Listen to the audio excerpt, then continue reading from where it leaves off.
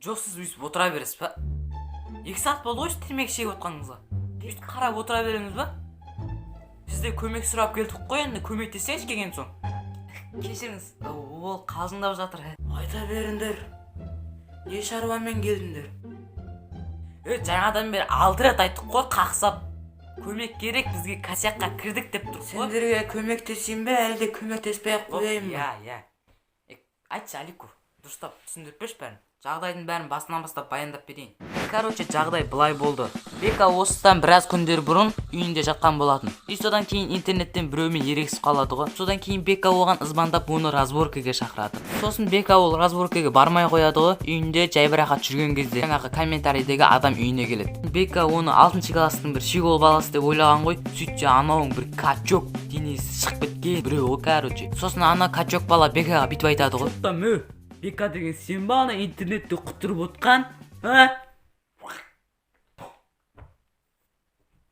Бека кәдімгідей қорқып кетті ғой, шок болып қалады ғой. Мен қорыққан жоқпын ғой одан. Бека мойындасай қорықтың ғой.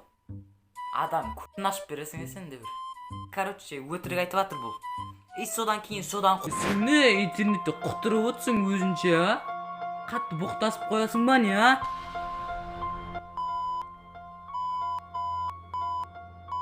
Түсіндің ба? Сөйлесе не деп тұрсың? Бір тепейін ба басын? Жаңағы боқтаған Беканың намысына тиіп кетеді ғой.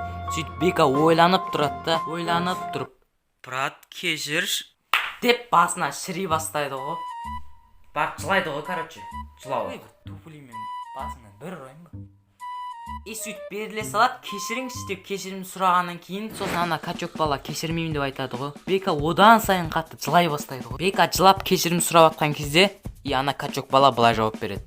Сені кешірем, бірақ маған ол үшін 500 000 теңге беруің керексің. Содан кейін Бека өзінің дебилизмдігін көрсетіп, ана качок баланың жанды жерінен тебеді ғой. Қай жерден тебетінін түсініп тұрған шығарсыз, сіз де жігітсіз ғой енді, түсінесіз ғой. Мына кісі жігіт па не?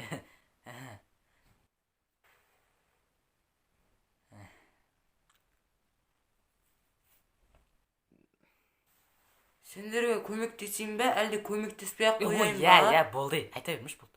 Жалғастыршы. Качок баланы тепкеннен кейін ол өзінің үйінен қуып шығады Бека. Бека мен үйіме қашып келеді ғой. Бека өзінің косягына мені де тығып жібереді. Сөйтіп, қазір сол качок баладан қашып жүрген жайымыз бар.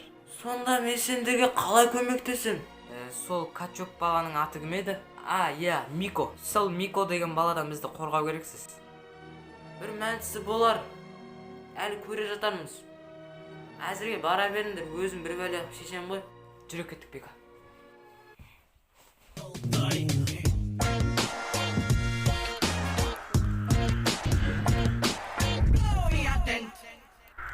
Жоқ Бека, өзің де қызықсың енді.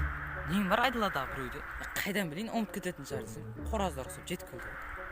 Өзіңмен өзің жүре бермейсің ба? Нең бар ол ағашта? Кірдің әне косякқа. Қалай шығасың енді? Кірдің емес, кірдік деп айтсай. Бека, мен не қатысым бар бұған? Сонда менің ғана косягым ба не?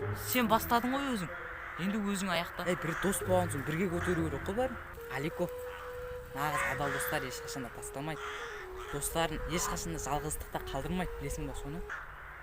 Бека, әрқашан проблемаларға көмектесем де жүрмін.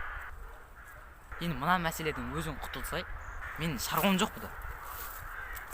Алико, білесің ба, нағыз адал досыммен бар құрып кетші.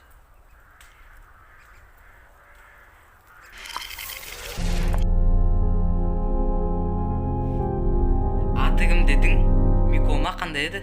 Алико, сұрай бермеш қайта-қайта, настроениен құртып сен де бір. Бека не міндет қылып отырсың, а? Бір сол косякқа мен тығып кеткен адам ұқсап. Кім міндет қылып тұрсаған? Бір үйіңе тұрғызып қалып едің, сонша соны әңгіме қыба? Или маған бір әңгіме айтын кеп тұр ма? Иә? Или мен дос болғым келмей кетті ғой, мен ана косякқа кіріп кеткен үшін дос болғым келмей жүр ғой мен, Иә. Ё-моё, өсі кәдімгідей уверен айтып тұрсың ғой? Бека. Кім келді?